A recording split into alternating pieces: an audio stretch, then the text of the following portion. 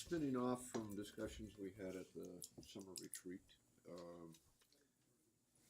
I have worked with Cami and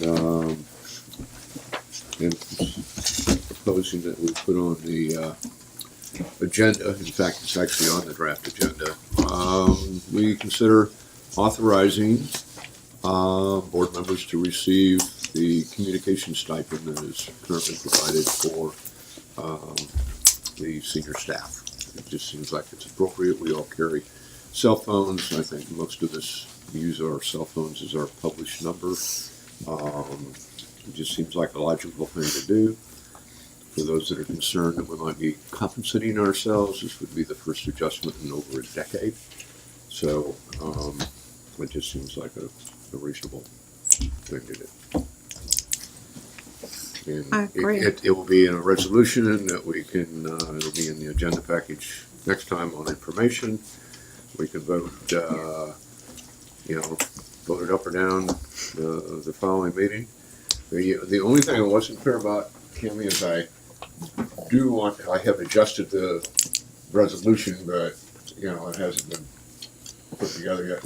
I'd like to make it optional that a member could opt out or That's opt what I was into going it. to ask. Is there any issue with that? There shouldn't be an issue. The only issue that the code has is when you can approve a compensation, you have to do it during 1 year, and if there's been an election, you have to do it by December 31st. So when the new people come in, they have an opportunity to vote that out. That's the only requirement. That's why Mr. Edwards is putting it on now, because it's a timing issue required by code. But as to make it, it's not mandatory that you take it. You can certainly make it optional, not take it. Okay. I mean, if a board member doesn't think they need it or it's warranted, or they could personally opt not to do it. Just like some board members utilize health insurance and some people don't. I mean, Some people get mileage reimbursement and some don't. yeah. Right. Yeah, I was going to ask the same question because it would be a conflict in my situation because my work actually pays for my phone. Mm-hmm. Oh, So that you need to have that in there as far as I'm concerned. yeah, I get that. Mhm. So that way people could opt out if they had a conflict. Was there anything else? Not for Or me. you had a second thing? Okay. Julie, your work may pay for your phone too. Well, no, somebody else has to bring it up. I don't even remember what it was. I just knew that there were two items. Well, it's but that's already on. good. It's already on the agenda, I think. Okay. Okay. Or at least we'll have to talk about it anyway. Wait, so I can bring it up. Point to it and I'll bring it up. All right. Any other admin matters? You are That's okay. one of I had some topics on that yellow sheet of paper Yes. on the second, on Right the here. third page. Okay. And a couple other items. But look on the last page. On the last page? Yes, Oh, okay.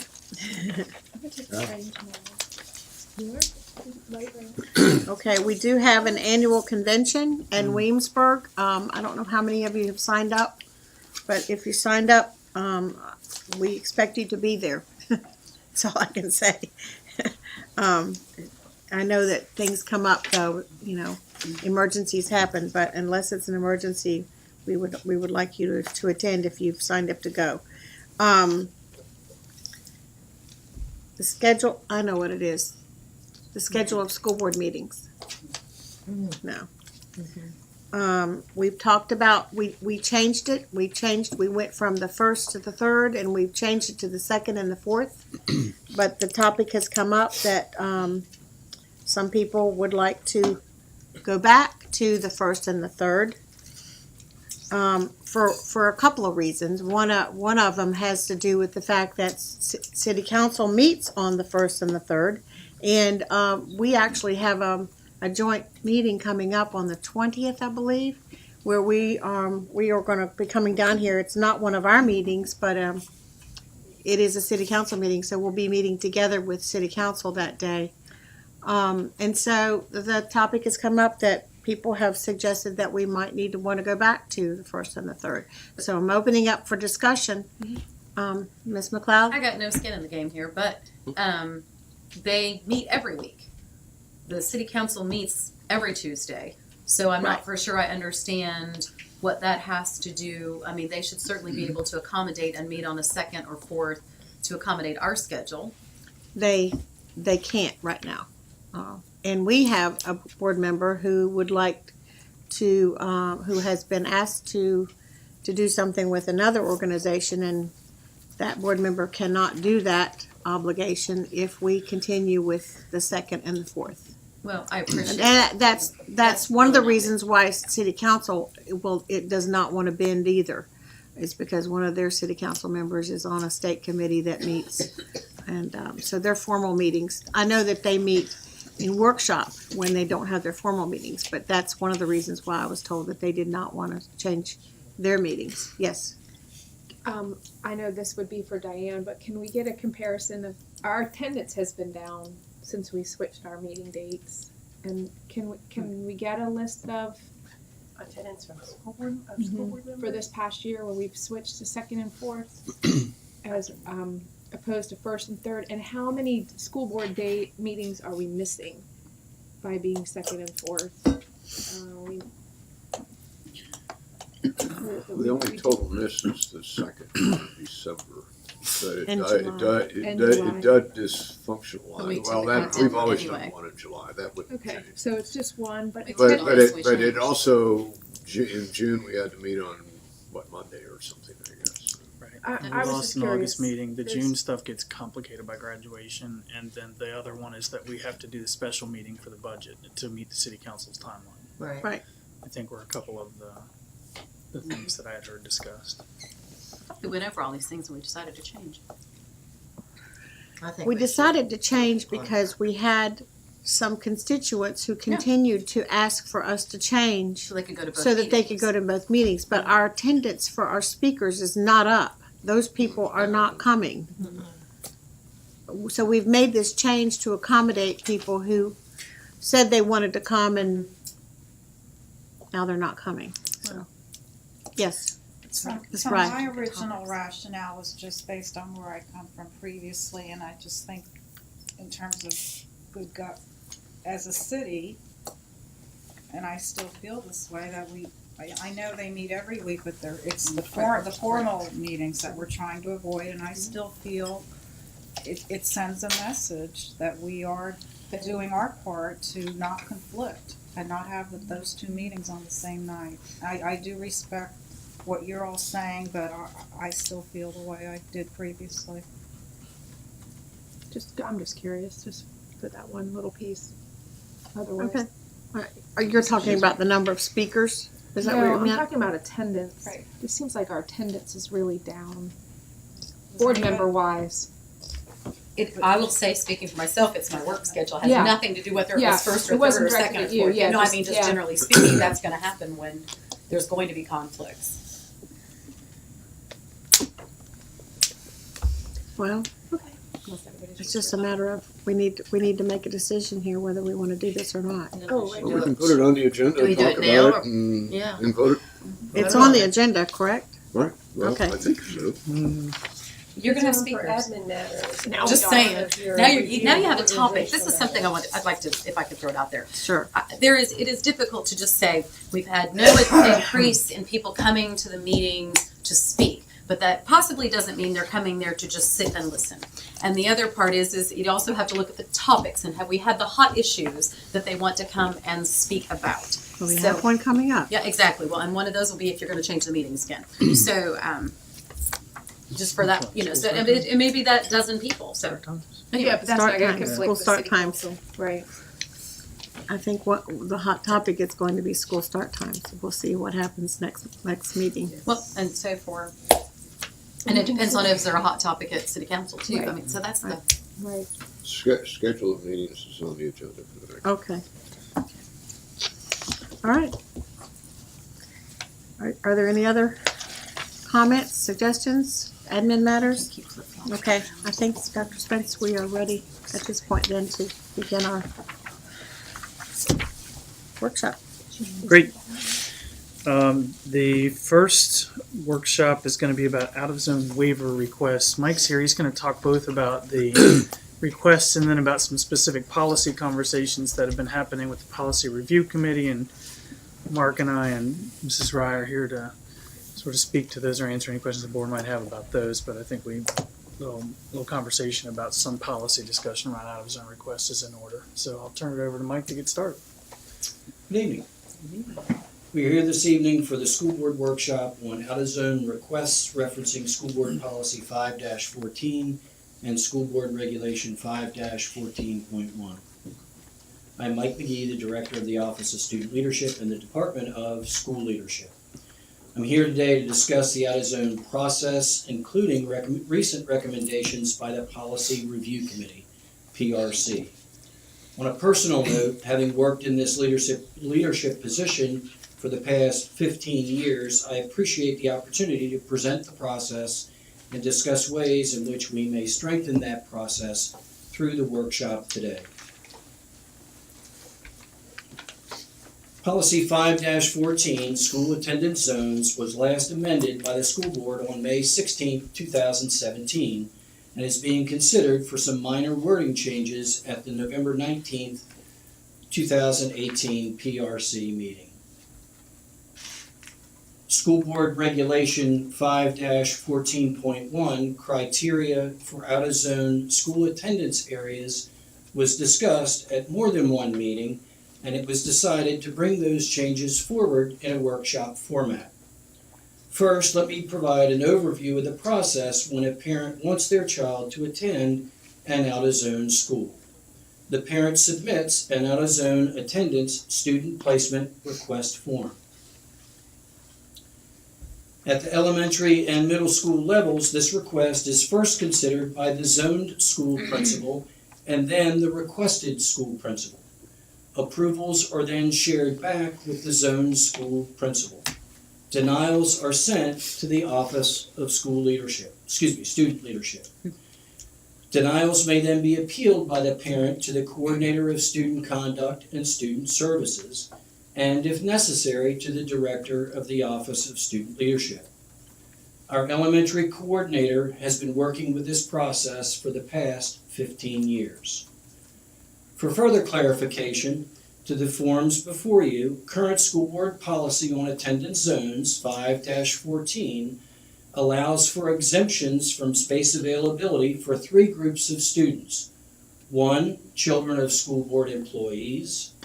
2, students who are placed by the administration for reasons of safety.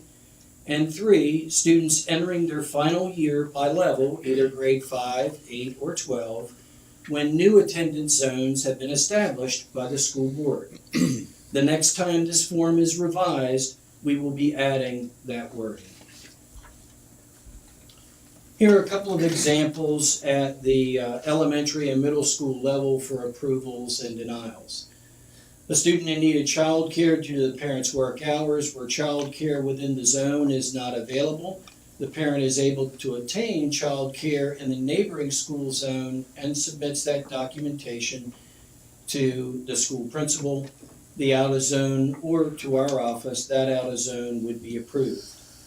An employee who would like their child to attend the school in which that employee works, that employee would submit the out-of-zone request with the corresponding evidence of employment. That out-of-zone would also be approved. On the denial side, you have a student who attended school on an out-of-zone status. The parent submits, and that was in the previous year, the parent submits that out-of-zone request for the current school year. However, the student's grade level is over capacity. In that instance, the out-of-zone would be denied. The parent submits an out-of-zone request due to a change of residence and submits evidence that the move was made prior to the current year. However, a review of the student's information reveals numerous suspensions and multiple failing grades. The out-of-zone would be denied. The out-of-zone process at the high school level is a little bit different. Approximately 20 years ago, the high school principals asked to be removed from the out-of-zone process due to concerns with Virginia High School League eligibility conflicts. At the high school level, requests are considered by the Coordinator of Student Conduct and Student Services. with appeals by the parent going to the senior executive director of high schools. Our secondary coordinator has been working with this process for the past 8 years, ever since the high school out-of-zone requests were moved to the Office of Student Leadership from then, at that time, the Department of School Administration. Again, a couple of examples here.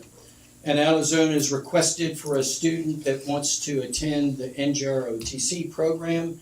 However, the zoned school does not have the program available. The out-of-zone would be approved. A parent applies for out-of-zone due to psychological reasons, namely anxiety. The parent submits the out-of-zone request with the corresponding documentation from the treating physician, including the need for the out-of-zone in order to assist with the treatment. That out-of-zone would also be approved. On the denial side, a non-employee parent submits an out-of-zone request for a child to attend AVID. AVID at the requested school is at capacity.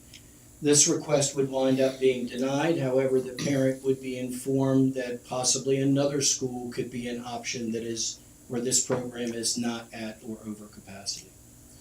A parent submits an out-of-zone request to do a change of residence. However, the move was made during the previous school year, and that student is not a senior. Without any other documentation, that request would be denied.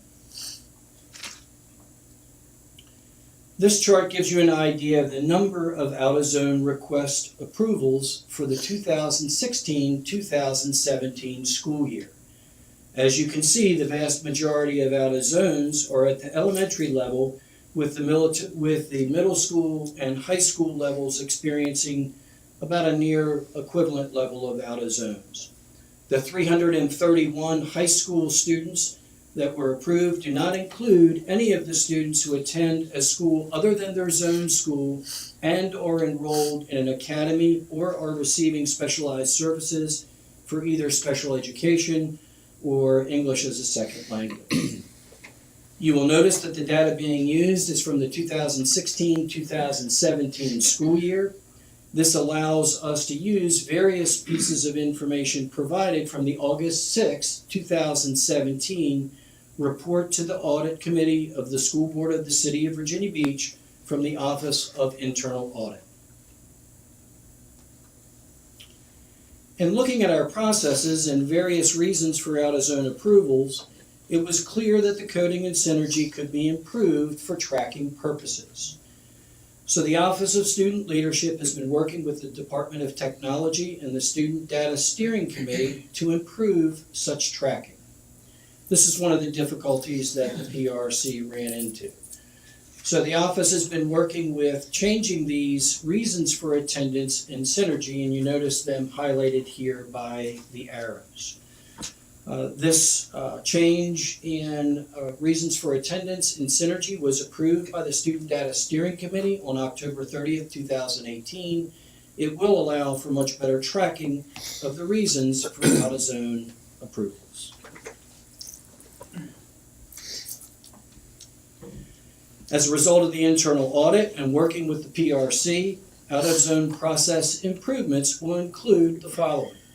Coding changes will take place for the second semester of the school year. Those are the coding changes that we just identified. A January in-service with the administrator in charge of attendance from each school, as well as the registrar, will be held. That will take place in January. And there will also be the development of a procedures manual for the administration of out-of-zone processes.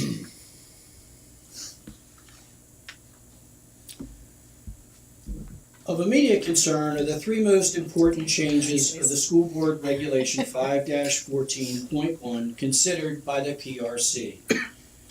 This regulation, which you'll see here regarding military housing, this was updated to comply with House Bill 1085 regarding students living in military housing. By altering the regulation, it allows for military housing to be a reason for the out-of-zone request, along with a description of the extenuating circumstances.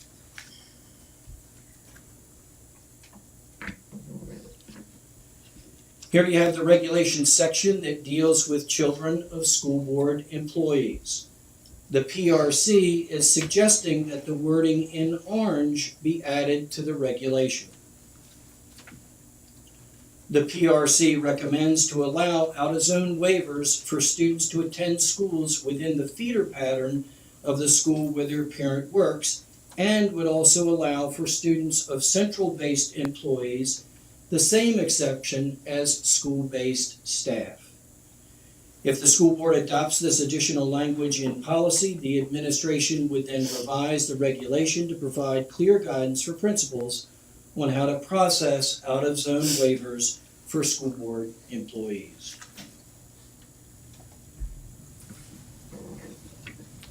In reference to childcare, you'll notice that the factors that the school division typically considers there are listed, but are not limited to the age of the child, the lack of child care providers in the designated school area, personal circumstances within the household, such as work schedule, ability to pay, among others, length of the time the child has been with the child care provider, the type of care situation, namely private versus daycare, any family relation to the child care provider, advantages to the care provided in the requested area, and whether transportation would be provided.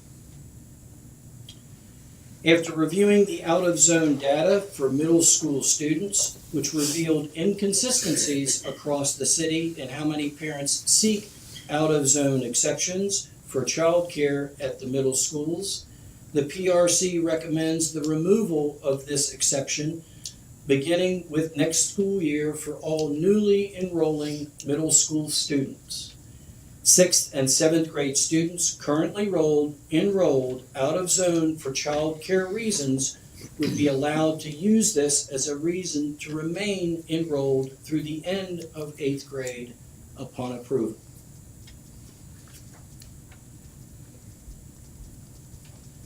At this time, I would like to turn it over to Dr. Don Robertson, Chief Schools Officer, Department of School Leadership. So thank you, Mr. McGee. So we appreciate, again, the time to do two things here. One, to kind of outline the process that we use when out-of-zone requests come in, whether it be for elementary children or high school children. And then secondly, to bring to the full board some good conversations around the last three policies, regulations that Mike shared, that the PRC felt needed additional input. So at this particular time, we're available to answer any questions you might have about the presentation or the process, and any questions you might have related to discussions that occurred at the PRC. Ms. McLeod? Could you go back to the slide that showed elementary scenarios of approval and denial for out of zone? There we go. The one that kind of bothered me and I wanted to ask them to follow up. A student attended an out of zone the previous school year. The parents at the top right submits an out of zone for the current, however the student's grade levels over capacity in the out of zone is denied. My concern would be obviously the inconsistency for that child. We tell them in 3rd grade, yes, you can. 4th grade, no, you can't. Does that mean in 5th grade they could apply and it works? But then you've just really created an inconsistency for that child. You get my point? So can you help me? I mean, I understand the overcapacity part, but is there anything we can do proactively if a student is a 4th grader or a 3rd grader, whatever it is, and they're out of zone to figure out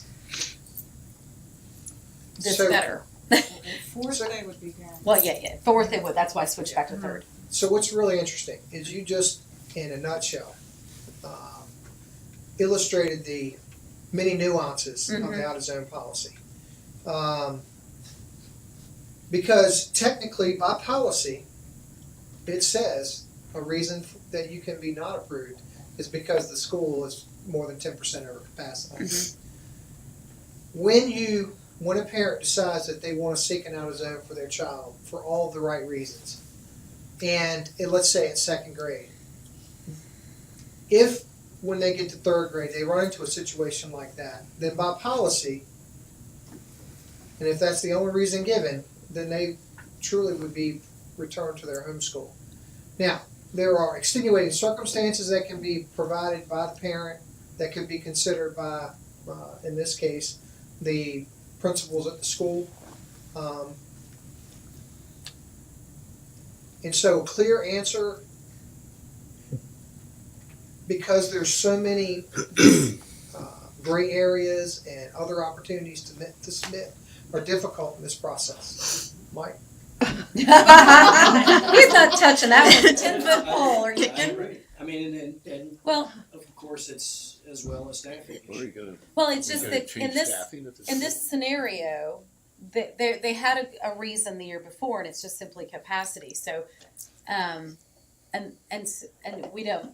You can't guess the capacity, because if it's okay for them in third grade and they're not over capacity, why all of a sudden are they out of capacity in fourth grade? Was there this onslaught of people that moved? Very well. And so Every that's the year. problem, yeah. Very well. And so I think, and what I guess more than anything is I would love to give you all the flexibility and the principals the flexibility to be able to recognize that. As far as, I mean, that's concerning. So, or just don't approve their thing, don't, make it consistent just for the other way. So what's interesting about policy? Mhm. I'm teaching a class right now, doctoral level governance and policy, and what I've instructed the students in the class is that when it is written in policy, It is. you must enforce the policy. If you disagree with the policy, there are ways that you can go back and look at the policy to make change. But if it's written in policy, you have to enforce the policy, period. And so in this case, Okay. with no other evidence, this student would be denied their out-of-zone request. Dr. The Robinson, reason why let I me use point- that as an example, because I didn't use building utilization capacity over 10%, because we don't have one right now. But I Right. was using the grade level capacity as what we're directed to do, correctly or incorrectly, and if it needs to change, then let's change it. Ah. Well, Mr. McGee, the flip side Mr. of- McGee, do you want to point, there is an appeal process that can, Correct. it's not There is an appeal automatic process. at this point. They do have the right to come and explain to you why there may have been a problem going on. So That's it's not that they deny them without the opportunity to explain to you that they get a due process hearing also. That's correct.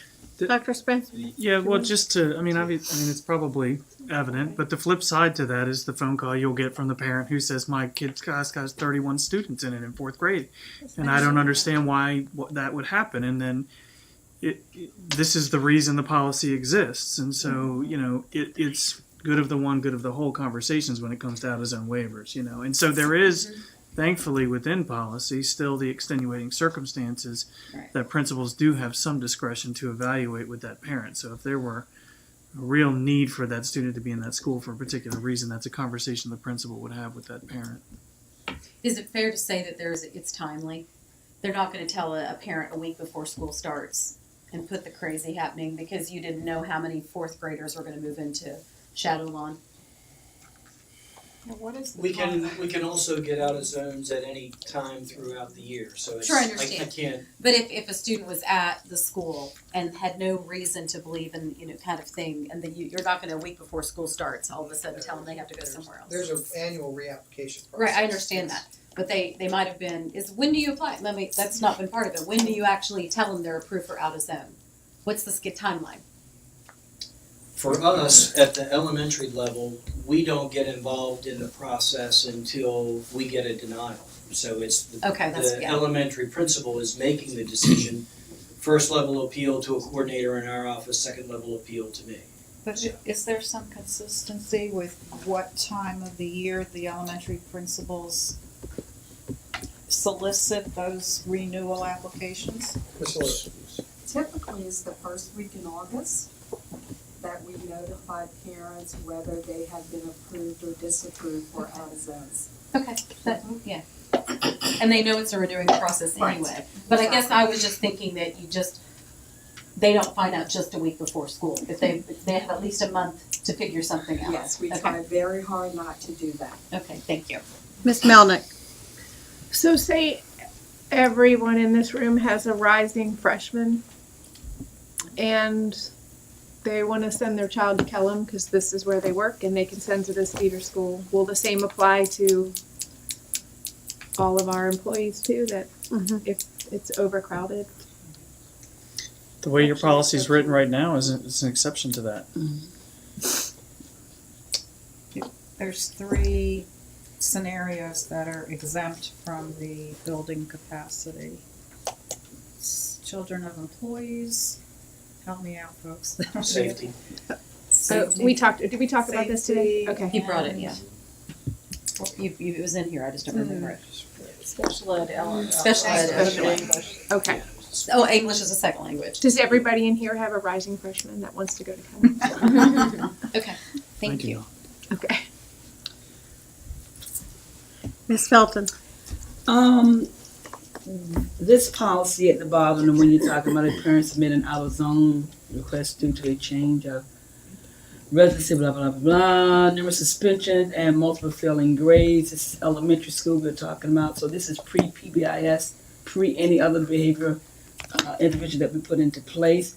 So the child would not be re-entered back into that school, but then the concerns would be shifted over back to another school. Is that what you're saying this policy is saying?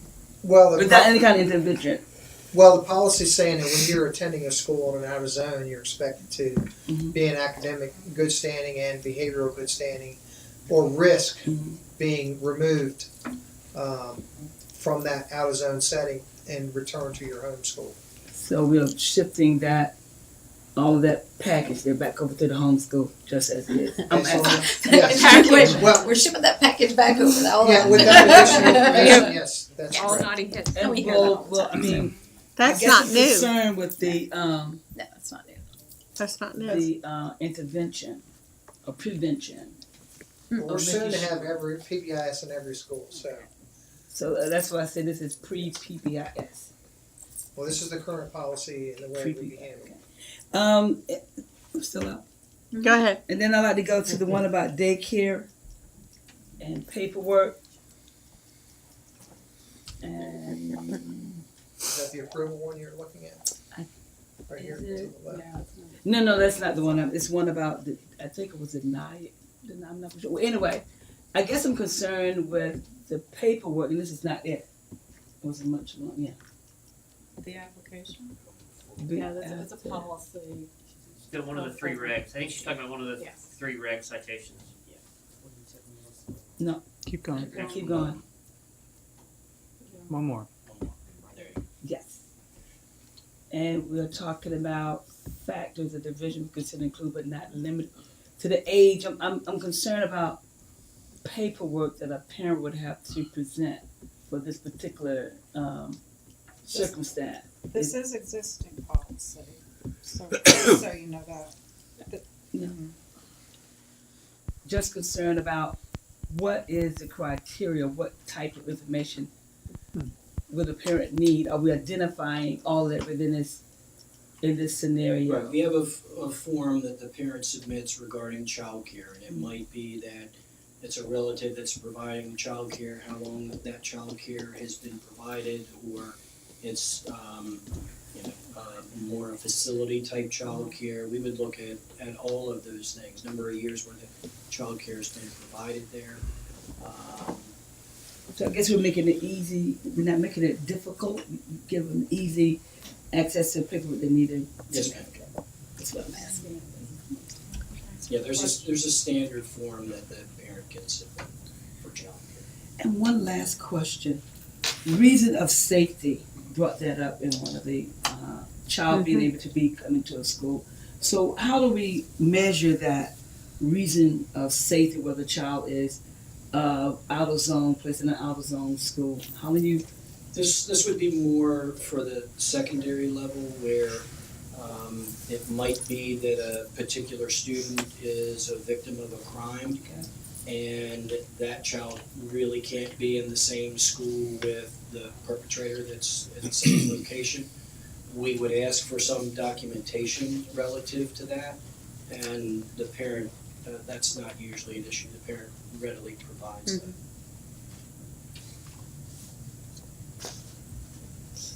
Okay.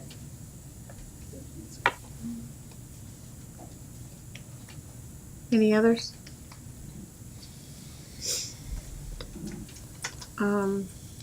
So this is going to be for action next time, or information next time? I think the Yeah. PRC We has still- got to yeah, we finish still up, have to meet, and yes. we'll bring it forward. We made a note that there's some potential that could come out of the next meeting, which I think is on, what, the 19th, Mrs. Wright? Yes. So this could come out for information Just some recommendations, after the which I 19th. think is- yeah. And so if the board has questions or recommendations that they want to discuss with the PRC, if you'll get in touch with Mrs. Rye about that, I think this will be taken up again at their next meeting. All right, thank you. Thank you.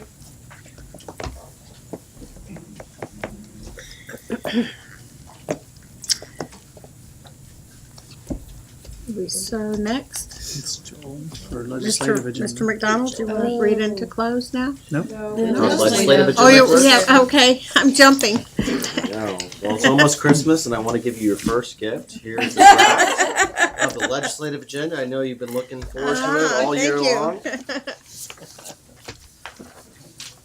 Checking out. Hot off the presses from this afternoon's meeting of the legislative committee. But not pretty, Doctor. No, it's pretty. not been sent to meeting communications for beautification, but it will after we have approved it.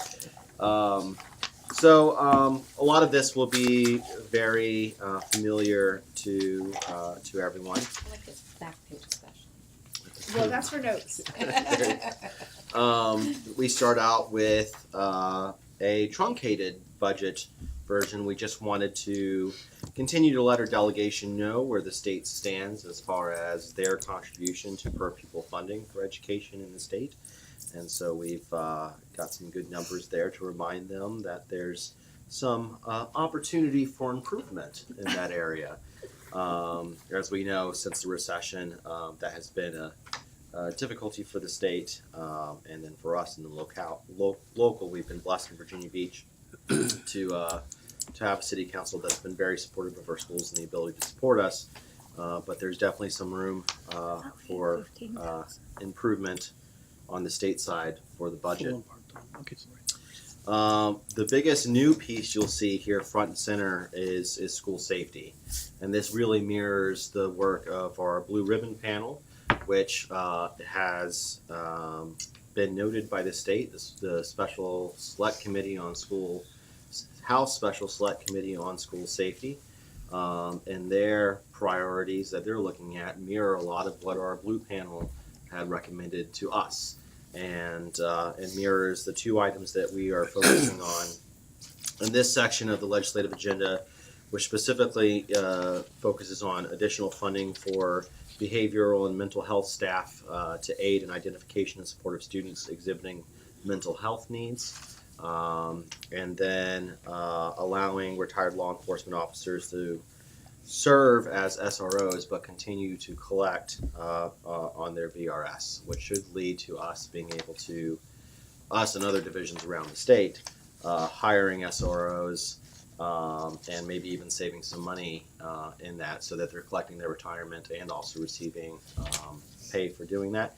The SRO position directly mirrors what the select committee priorities are right now. These are not decisions made by them. We won't have their final decisions until December, but that seems to be a thing that can easily be done by the state with not a lot of cost on the state side, and hopefully allows localities to hire additional SROs at sort of a discount, really. The increased, for their priorities, they focus a lot on removing additional responsibilities from school counselors so they can focus more on mental health and guidance services for students. We focus more on specifically the different kinds of positions that we would like to see funded, including mental health clinicians, attendance interventionists, behavior specialists, but we also do note a need for social workers, guidance counselors, school psychologists, removing that cap that's been there for quite a while now for those positions. Correct. Yeah. For us, I mean, we might be able. It might be a recruitment tool for SROs, but I don't think we're adding additional SROs. And then for us, we've also, in Virginia Beach, have gone ahead and funded additional school counselors. So there's some possible funding recoup if the state were to provide those additional resources. We're hoping for some flexibility in that. So that's a conversation we're going to have with our delegation, talking about the different positions that really should be supported in those additional resources. Flipping the page, we talk about delivering quality special education services. Really, this underscores some of the funding difficulties that we have with special education. The fact that IDEA has not been funded the way it should be, talks about specifically what the costs for educating students with special ed services are, and then encouraging the General Assembly to work with our federal delegation to more fully fund that portion of special education services. Lottery fund usage, this is no real change from past versions. We're just saying that lottery funds should be used exclusively to supplement current education spending, and that shouldn't be supplanted for ongoing SOQ funded programs. Basically, if it's a required funding, don't use lottery funds for it. But we also note that the state has provided additional flexibility through recent investments using lottery funds, which has provided us some flexibility to get done a lot of the things that we're doing. That still remains an item of concern.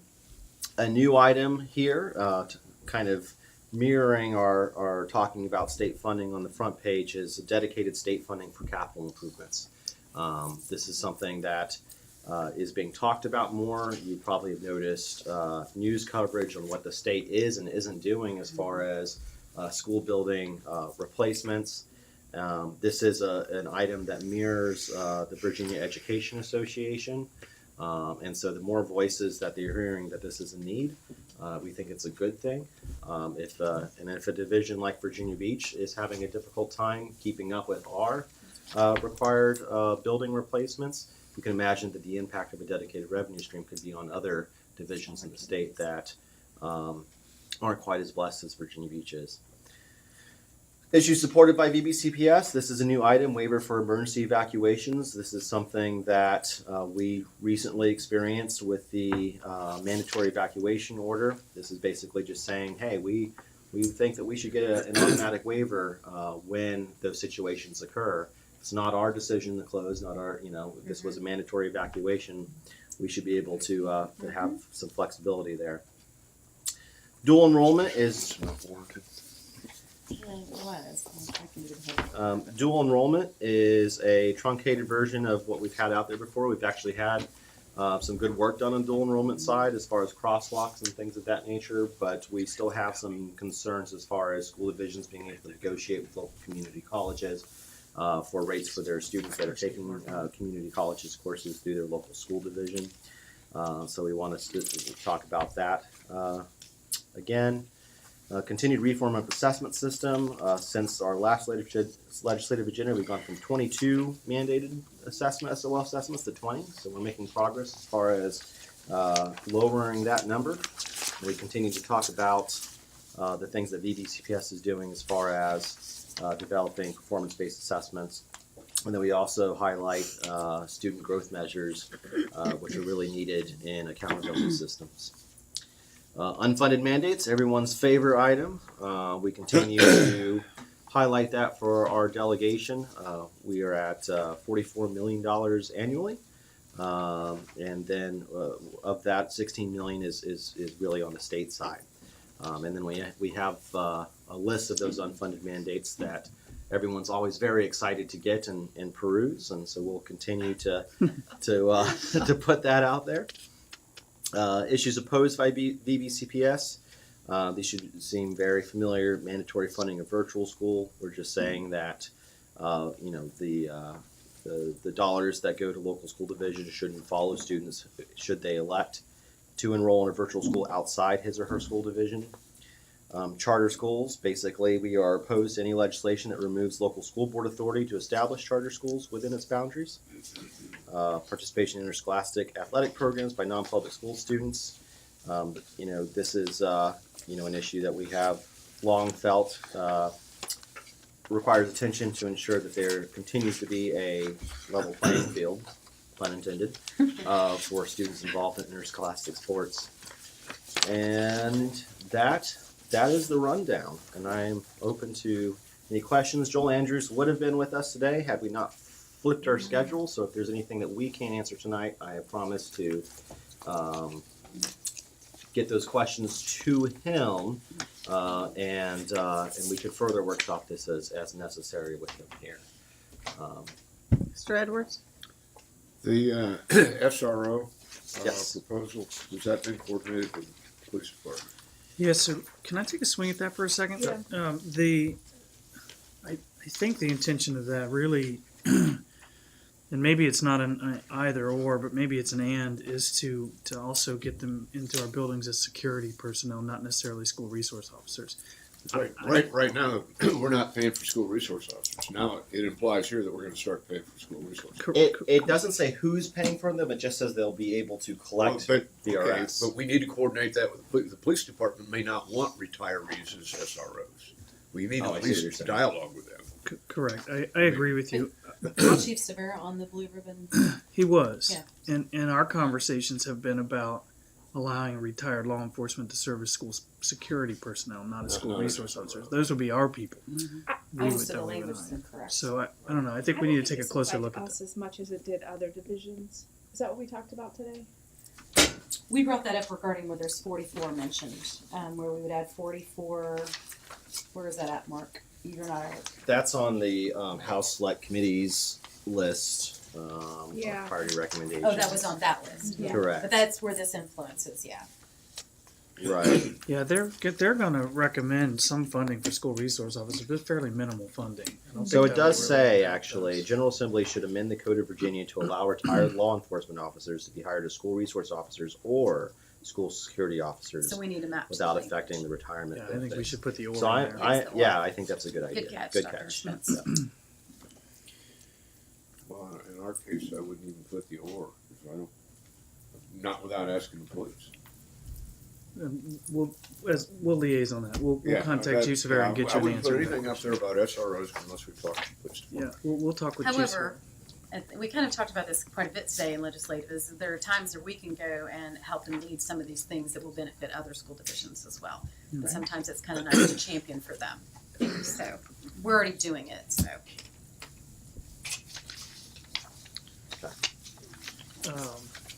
Any others? I do want to just state, because I know there have been concerns about loss of instructional time around that waiver for emergency evacuations. In the conversations that we've been sort of floating about that, it's really about the fact that the Board of Education has traditionally taken a hard stand on waivers. And if we encounter a winter like the winters we've had the last 2 winters, we're going to be in a real pickle in terms of getting that time in. So it isn't what we would want to see in any legislation would say a good faith effort on the part of the division to make up that lost time. But there will be some point in time where that good faith effort is going to become nearly impossible if we get hit with a really hard winter, in addition to having lost already the 5 days up front this school year. So that's the reason that's in there, and we don't want that to be misconstrued as not wanting to make up the time. Obviously, we've already put a plan in place to make up that time. It's just what Based happens on what's- over the next few Well, months that'll make it to more your- There difficult. should be Yeah. some flexibility. Exactly. Right. And so for just the point is with the waiver of the start time, which we don't have it in the packet. But you know, out west, they are able to start school earlier. Well, we've got hurricane issues here, you know, which is, you know, I mean, Right. and so it's just, in fact, I have suggested that as a division, we may want to show a track record that would make it applicable for us to be able to say this is why we should be able to start earlier. So, anyway. so we've looked at that So, yeah. data. We don't meet the criteria for that waiver. Still don't meet it? Still Okay. don't meet it All right. because you have to have some Yeah. consistent number of years. So I think this is good. Yeah, exactly. This is good for this situation, to your point, then if we have winter, at least it's made up for that. Gives us some flexibility. Of course, we got Right. you we maybe should make it nor'easter too. Well, it doesn't say only what about the emergency cause of the emergency evacuation evacuation, is, yeah, it's just just that it's a emergency mandatory evacuation order. I think fitting in some language about the division, you know, making a good faith effort to make up that time, but having flexibility from that waiver. Very good clarifying So language. we'll work on some wording to reflect that. Right. Thank you, Okay. legislative committee. That's it. All right. Thank you. It's much better than the policy. So I just want to thank Mrs. Melnick and Mrs. McLeod for serving on the committee, and Joel Andrews and John Sutton and Mark Bergen. I couldn't remember your last name for a moment. I'm sorry. I wanted to say Bennett. It's been a long day. For helping us out as well as Mrs. Linetti. Okay, Thank you. Mr. McDonald, now can you read us into? I can. Oh, I forgot. I can indeed. Yeah. And are we going to go to 113 for closed Yes, session? we are. Thank you. Okay. I move that the school board recess into a closed meeting pursuant to the exemptions from open meetings allowed by section 2.23711, part A, paragraphs 1 and 7 of Code of Virginia 1950, as amended for A, personnel matters, discussion, consideration, or interviews of prospective candidates for employment, assignment, appointment, promotion, performance, demotion, salaries, disciplining, or resignation of specific public officers, appointees, or employees pursuant to section 2.23711A1, namely to discuss the investigation and allegations regarding specific employees.